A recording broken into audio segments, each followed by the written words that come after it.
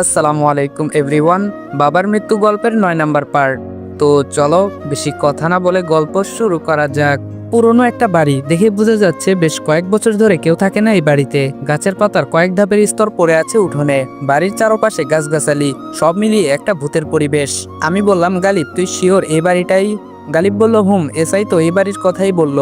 আমি বললাম, আচ্ছা লোকালয়ে গিয়ে জিজ্ঞেস করি মানুষের কাছে, শিওর হয়ে নেই। গালিব বলল, ওকে। একটা বৃদ্ধ বয়সের লোক রাস্তা দিয়ে যাচ্ছিল। গাড়ি থেকে নেমে লোকটিকে বললাম, আসসালামু আলাইকুম চাচা। চাচা বলল, ওয়ালাইকুম আসসালাম। আমি বললাম, চাচা ওই যে সামনে পরিত্যক্ত বাড়িটি আছে না, সেটা কি আপনাদের এমপি সাহেবের সাবেক পিএস এর বাড়ি? চাচা বলল, হুম। আমি বললাম, চাচা ওই বাড়ির মানুষজন কোথায়? চাচা বলল, তোমরা কারা? আমি বললাম, চাচা আমরা ডিবি পুলিশ। ওনার মৃত্যুর কেসটা আবার কে যেন ওপেন করেছে। চাচা বলল, তোমরা যারাই হও ওই বাড়িতে যেও না। ওই বাড়ির চারপাশে করিমের আত্মা ঘোরাফেরা করে। আমি বললাম, আপনারা দেখেছেন? চাচা বলল, আমি দেখি নাই, কিন্তু গ্রামের অনেক মানুষ দেখেছে। আমি বললাম, কবে দেখেছে? চাচা বলল, করিমের মৃত্যুর পরপরই মানুষ দেখেছে। ভয়ে ওর পরিবার গ্রাম ছেড়ে শহরে চলে গেছে। আমি বললাম, লাস্ট কবে করিমের আত্মা দেখেছে গ্রামবাসী? চাচা বলল, করিম মারা যাওয়ার 1 সপ্তাহ পর পর্যন্ত দেখেছে। তারপর গ্রামবাসী আর সেখানে যায়নি ভয়ে। আমি বললাম, ধন্যবাদ। আমি গালিবকে বললাম, কি সুন্দর প্ল্যান করেছে দেখেছিস? আমার মনে হয় করিমের বাড়িতে এমন কোনো তথ্য ছিল যা খুনের প্রমাণ হিসেবে বহন করে, কিন্তু খুনি সেটা সংগ্রহ করতে পারেনি। তাই ভূতের গল্প সাজিয়ে মানুষজনের চলাচল বন্ধ করেছে, যেন কেউ না যেতে পারে। গালিব বলল, মেঘ আমার মনে হয় এ বাড়ির তল্লাশি দেওয়ার আগেই মহিলাটির বাড়িতে যাওয়া উচিত। আমি বললাম, আগে দেখতে হবে পরিস্থিতি কি রকম। এখান থেকে 15 কিলোমিটার দূরে পিএ এর বাড়ি, কিন্তু আশ্চর্যের বিষয় সেই একই ঘটনা এই বাড়িতেও। লোকজন বলছে মহিলাটির আত্মা নাকি এ বাড়ির আশেপাশে ঘুরে বেড়ায়, আর তার পরিবার এই বাড়ি ছেড়ে অন্যত্র চলে গেছে। দুই জায়গা একই গল্প। আমি বললাম, গালিব চল দরজা ভেঙে ভেতরে প্রবেশ করি। গালিব বলল, তাই করতে হবে। একটা ইট দিয়ে তালা ভেঙে ফেললাম। ভিতরটা বেশ অন্ধকার, চামচিকায় ভরপুর পুরো ঘরটা এল সাইজের সিস্টেম। উপরে টিনের ছাদ, হাফ বিল্ডিং যাকে বলে। মোবাইলের ফ্ল্যাশ জ্বালিয়ে ঘরের জানালাগুলো খুলে দিলাম। চামচিকার বিষ্ঠার গন্ধ পুরো রুমে। গালিব বলল, এই দুই হত্যাকাণ্ডের মাঝে কিছু জিনিস জড়িয়ে আছে, তা না হলে দুই জায়গায় একই স্টোরি সেট করবে কেন? আমি বললাম, আমি কখন থেকে সেটাই ভাবছি। আচ্ছা চল তল্লাশি করি। জানালা খুলতে বেশ আলোকিত হলো ঘরটা। আমার উদ্দেশ্য সেই নোট বইটি খুঁজে বের করা। 1 ঘন্টা খোঁজাখুঁজি করে শুধু একটা জিনিস সংগ্রহ করলাম, সেটা হলো একটা মোবাইল। স্যামসাং গ্যালাক্সি জে মডেলের একটা মোবাইল। ব্যাটারি নেই, ডিসপ্লেও বোধহয় নেই। বোঝা যাচ্ছে কেউ মোবাইলটি দেয়ালের সাথে ছুঁড়ে মেরেছিল। ভালো অরিজিনাল মোবাইল হওয়ায় সেট নষ্ট হয়নি বোধহয়, কিন্তু ডিসপ্লেটা চলে গেছে। এটাই কাজে আসবে। সব থেকে ভালো হতো দুই পরিবারের কোনো সদস্যের সাথে কথা বলতে পারলে। বাড়িতে চলে আসলাম। পুরো বাড়িতে থমথমে পরিবেশ, সবাই ইতোমধ্যে আতঙ্কিত। বাড়ির চারপাশে পুলিশ। এমপি সাহেবের বাড়িতে অ্যাটাক হয়েছে বলে কথা।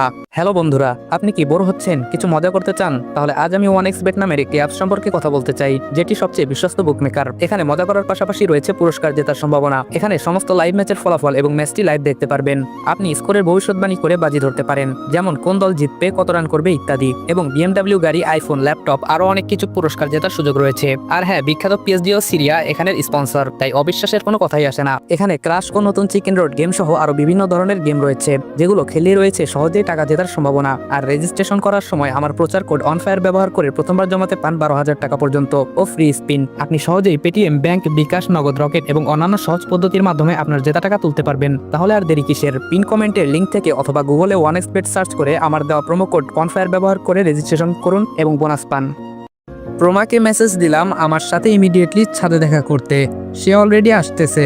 বিকেলবেলা ছাদের পরিবেশটাই অন্যরকম, বেশ মুগ্ধকর পরিবেশ। প্রমার কাছেও অনেক রহস্য রয়ে গেছে, যেভাবেই হোক আমাকে জানতে হবে। প্রমা বলল, জরুরি তলব। আমি বললাম, আমি চলে যাচ্ছি। প্রমা বলল, মেঘা জানে? আমি বললাম, না। প্রমা বলল, আমরাও তো কাল দুপুরে ঢাকা চলে যাব, ছুটি শেষ। আমি বললাম, সকালে চলো। প্রমা বলল, ঠিক আছে, আপনার জন্য না হয় একটু স্যাক্রিফাইস করলাম। আমি বললাম, আমার জন্য এবার তাহলে কষ্ট করে তোমার পেটের ভিতর লুকিয়ে থাকা রহস্যগুলো বলে ফেলো। প্রমা বলল, বলবো না। আমি বললাম, থাক, বলা লাগবেও না, আমার এত শখ নেই জানার, চললাম। প্রমা বলল, এই না না, আপনাকে জানতে হবে, আমার প্রয়োজন হলেও জানতে হবে। আমি বললাম, ঠিক আছে শুনি। প্রমা বলল, আমি স্কুল লাইফ থেকে শুরু করে এখন পর্যন্ত ঢাকায় হোস্টেলে থেকে পড়াশোনা করছি। ফুপার মৃত্যুর 6 মাস আগে আমাকে ফুপু আপনাদের বাড়িতে নিয়ে যায়। সেদিন বাড়িতে যাওয়ার সুযোগ হয়নি। ফুপু গেটের সামনেই গাড়ি থামিয়ে আমাকে গাড়িতে বসিয়ে তিনি ভেতরে যায়, আবার 10 মিনিট পর চলে আসে। আমি সেদিন ঠিকানা জেনে রেখেছিলাম। তার 6 মাস পর ফুপার মৃত্যু হয়। সেদিন গালিব ভাই আমাকে ফোন দিয়ে জানায় ফুপার মৃত্যু হয়েছে। তার 5 মিনিট পর আব্বু ফোন করে বলে আমি যেন সেখানে না যাই। যেহেতু আমি ঢাকায় ছিলাম তাই কাউকে না জানিয়ে আপনার বাড়িতে যাই। আমি সেদিন অনেক কষ্টে ফুপার লাশ দেখেছিলাম। সেটা যে মার্ডার ছিল সেটা স্পষ্ট বোঝা যাচ্ছিল, কিন্তু মানুষ সেটা নিয়ে সিরিয়াস না হয়ে স্বাভাবিক নিয়মে মাটি দিয়ে দেয়। সেদিন আপনাদের পুরো বাড়ি ঘুরেছি, ফুপার বালিশের নিচে আপনার একটা ছবি দেখেছিলাম।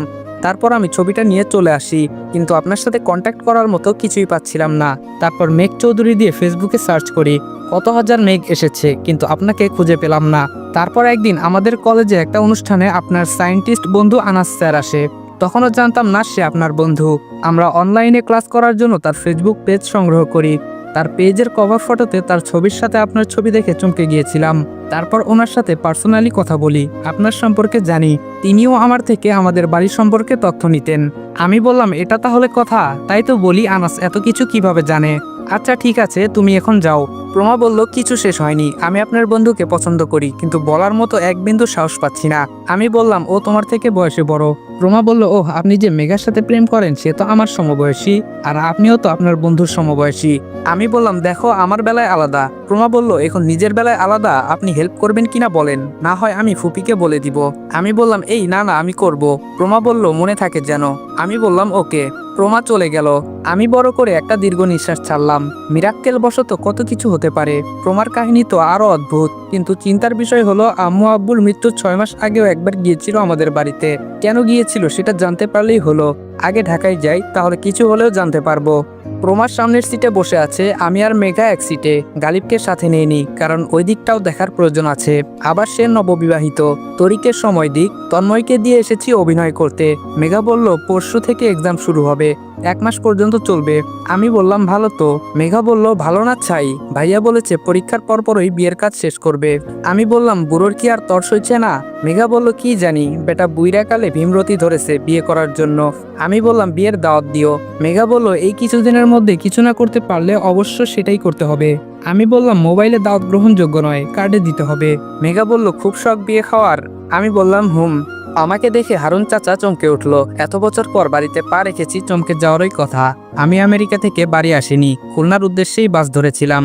হারুন চাচা হলো আমাদের বাড়ির পুরনো কাজের লোক, বাড়ি দেখাশোনা করে। ওনার থেকেও অনেক তথ্য জানার আছে।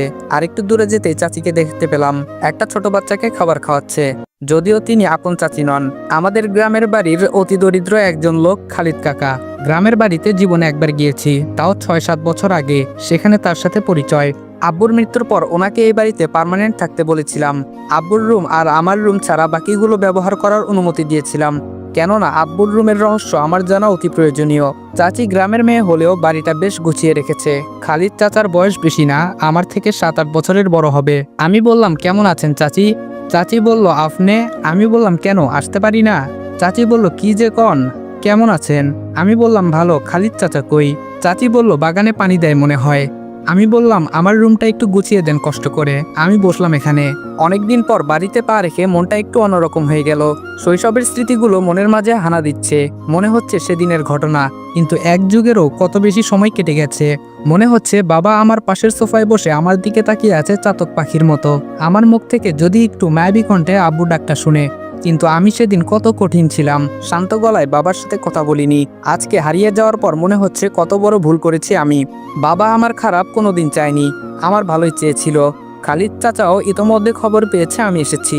এসেই তো আমাকে জড়িয়ে ধরলো, কেমন আছো? আমি বললাম, জি চাচা ভালো, আপনি কেমন আছেন? চাচা বলল, আলহামদুলিল্লাহ ভালো। কখন আসলি? আমাগরে কইলি না এয়ারপোর্টে যাইতাম? আমি বললাম, আমি দেশে এসেছি অনেক আগেই। চাচা বলল, বাপের বাড়িতে আইতে মন চায় না? আমি বললাম, বাবা নেই, আসলে আরো কষ্ট হবে। তবে প্রথম দিনই আসতাম, একটু কাজে আটকে গিয়েছিলাম। চাচা বলল, আচ্ছা তুই ফ্রেশ হইয়া নে, আমি বাজার কইরা নিয়ে আসি। আমি বললাম, টাকা নিয়ে যান। চাচা বলল, টাকা আমার কাছে আছে। আমি বললাম, এদিকে আসেন, আমার কিছু প্রয়োজনীয় জিনিস লাগবে, নিয়ে আসতে হবে। বাবার রুমের দরজার লক খুলে ভেতরে প্রবেশ করলাম, লাইটের সুইচটা অন করলাম। সবকিছু আগের মতোই আছে। মনে হচ্ছে বাবা এখনো বিছানায় শুয়ে আছে। চোখের কোণে একটু একটু পানি জমতে শুরু করলো। ধপাস করে গিয়ে বিছানায় বসে পড়লাম। শুধু শুধু সারাটা জীবন বাবাকে অবহেলা করেছি। বাবা বেঁচে থাকতে আমার সত্যিটা জানার উচিত ছিল। সবকিছুই শেষ হয়ে যাওয়ার পর আমার টনক নড়ে। রুমের দক্ষিণ দিকে অনেক বড় একটা বইয়ের লাইব্রেরি। বাবা বিশ্ববিদ্যালয়ের প্রফেসর ছিলেন, তাই বই বাবার খুব প্রিয় ছিল। খালিদ চাচাও রুমে আসলো। চাচা, আপনারা আসার পর আর কেউ বাবার রুমে ঢুকেছিল? চাচা বলল, হুম। আমি বললাম কে? চাচা বলল আনাস না কি যেন নাম, কইছিল সে নাকি তোর থেকে পারমিশন নিয়ে আইছে। আমি বললাম কিছু নিয়ে গেছে কি? চাচা বলল লাইব্রেরি থেকে কিছু বই নিয়ে গেছে। আমি বললাম ঠিক আছে। রাত 8টা বাজে, আমি আর আনাস বসে আছি ওর বাড়ির ছাদে। ঢাকায় আসার পর থেকে আরও মোড অফ হয়ে আছে। আনাস বলল যা হওয়ার হয়েছে, এখন সামনে কি হবে ভাব। আমি বললাম আর কি ভাববো, এখনো বাবার মৃত্যুর রহস্যটা জানতে পারলাম না। আনাস বলল ভাঙ্গা মোবাইলটা কোথায়? আমি বললাম সাথেই আছে। আনাস বলল আমার পরিচিত একজন দক্ষ মেকানিক আছে, সে ঠিক করতে পারবে। আমি বললাম ডিসপ্লে কোথায় পাবো? আনাস বলল কাল স্যামসাং মোবাইলের শোরুমে যাব। আমি বললাম ঠিক আছে। আচ্ছা তুই বাবার লাইব্রেরি থেকে কি নিয়েছিলি? আনাস বলল তোর বাবার লেখা কিছু বই। আমি শুনেছিলাম উনি লাস্ট কিছু বছর গল্প উপন্যাস লিখে কাটিয়েছেন। আমি বললাম কি পেলি সেখানে? আনাস বলল সবগুলো বই পড়েছি, কিন্তু কোনোটার মাঝে তার বাস্তবের সাথে মিল পাইনি। তবে একটা পাণ্ডুলিপি সংগ্রহ করেছি, তিনি সেটা বই বের করতে সাহস পায়নি, আর সেটাতে ওনার ব্যক্তি জীবন লিখেছেন। যেভাবে লিখেছেন সেভাবেই ফেলে রেখেছিলেন লাইব্রেরির এক কোনায়। তবে এটা তিনি দীর্ঘদিন যাবৎ লিখেছিলেন। 10 দিন হলো পড়ে শেষ করলাম। আমি বললাম আচ্ছা তুই এগুলো আমার অজানা রেখেছিস কেন? আনাস বলল তোর মতো মাথা গরম করে কাজ করলে জীবনে কিছুই করতে পারতাম না, তোকে বললেই সব উলটপালট করে ফেলতি সেই কবেই। আমি বললাম আচ্ছা আব্বু আম্মুর ডিভোর্সের কারণটা উল্লেখ করেছিল? আনাস বলল তবে সব থেকে আশ্চর্যের বিষয় হলো তোর আম্মু আবার তোর আব্বুর জীবনে আসতে চেয়েছিল।